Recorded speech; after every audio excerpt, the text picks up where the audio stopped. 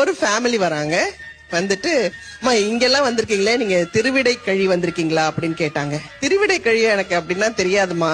ஆனா அதுக்குள்ள 11:30 ஆயிடுச்சு. பசிக்க ஆரம்பிச்சிருச்சு எங்க டீம் எல்லாருக்குமே.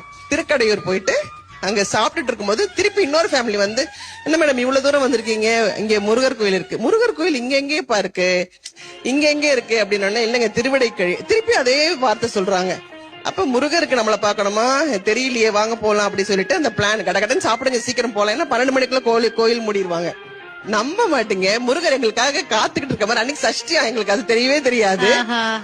அன்னைக்கு முருகர் வந்து எங்களை வரவேற்ற மாதிரி இருந்துச்சு. வெயிட்டிங்ல இருக்காரு ராஜ அலங்காரத்துல. பின்னாடி பாத்தீங்கன்னா சிவன் ஒழிஞ்சு நின்னு பாக்குறாரு, என்ன வந்துட்டீங்களான்ற மாதிரியே. எப்படி நம்ம இவரை மறந்தோம், இந்த ஊருக்கு இவ்வளவு வாட்டி வந்திருக்கோம், எப்படி நம்ம இவரை பார்க்காம இருந்தோம் அப்படின்னுட்டு அன்னைக்கு ரொம்ப ஒரு மாதிரி இருந்துச்சு. அன்னைக்கு ஃபுல்லா அங்க இருந்து ஆனந்தமா சாப்பிட்டுட்டு வந்தோம். அதனால மறக்காம யாராவது அந்த சைடு போனீங்கன்னா திருவிடை கழி பாத்துட்டு வந்துருங்க. அந்த முருகர் வந்து சூரசம்ஹாரம் முடிச்சிட்டு வந்த இடம்னு சொல்லுவாங்க. சோ முருகர் டிராவல்ன்றது இதுதான்.